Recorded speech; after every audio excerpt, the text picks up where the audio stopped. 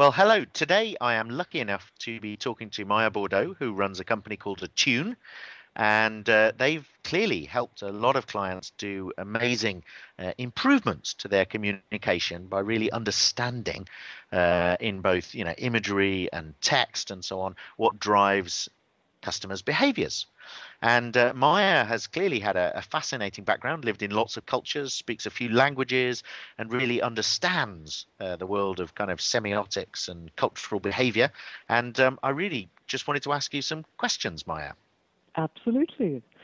Okay, well, one of the first areas that I've been intrigued by for a while is certain areas of the kind of, social sciences, whether it's, behavioral economics or neuroscience and some of those areas, feel that we're all the same, whether we're in Shanghai or Sao Paulo or San Francisco, where you are, or Stockholm.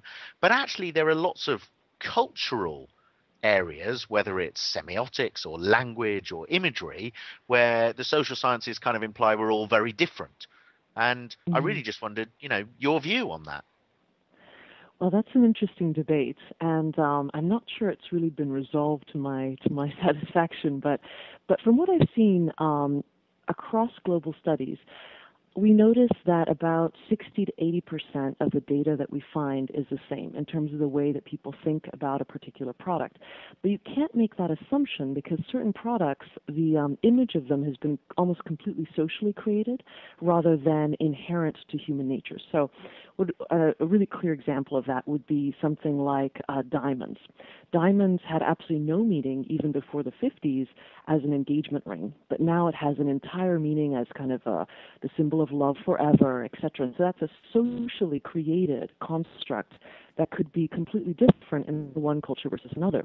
So if you were creating a campaign to communicate to people about diamonds, you'd really have to understand the cultural context.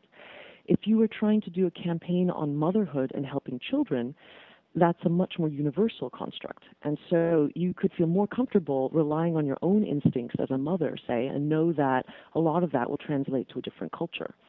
So it's a little bit like Steven Pinker, I think, wrote about this, that certain things are inherent, like all human beings speak a language. Other things are cultural. All human beings speak a different language depending on where they were raised.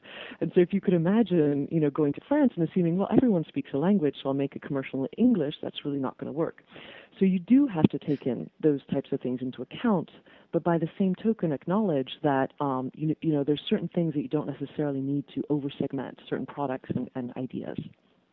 So if I was trying to kind of unpick that, then what we're saying is a lot of our mentalities and behaviors and reaction as a society is surprisingly homogenous. We are pretty similar, but when we look at the triggers and the situations and communication that drives that, we're very different.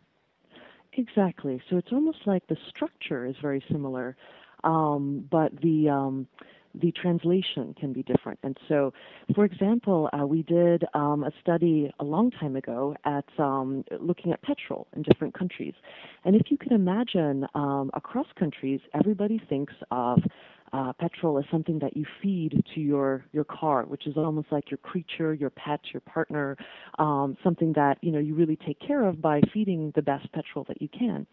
But you could imagine in one country, say in West Africa, where the trucks are secondhand trucks that have been shipped from the West and they're always breaking down, it's a very temperamental creature. You love your car, but yet, oh, please, calm yourself. I'm not angry at you. Please don't be angry at me. I'm going to give you some petrol. Okay, soothe the beast. And versus, maybe in the U.S. where people have much more expensive cars, it might be more of a sexy kind of machine that revs and is powerful, and you're feeding it rocket fuel. And so the same structure or concept is the same on a universal level. You're feeding something to something that you love. But on a communication level, if you wanted to speak to someone in West Africa, you would have a very different personality for that car and for the product that's more soothing than you would, say, in the States. And so one way that I try to explain it is, even though, let's say I do a study in the States and I know that 60 to 80% of what the meaning of what people come up with for a particular idea is the same, the way that it's communicated, that 20 to 40%, is still extremely important. You have to know it in order to be able to communicate the same concept in a different culture. Does that make And if sense? Absolutely. And effectively, what we're all learning, I think, is that, we can help businesses relate those things directly to business performance. Whether it's, as you have done with some campaigns, changing a few images and some text, or even, making more fundamental shifts in, brand positioning and communication.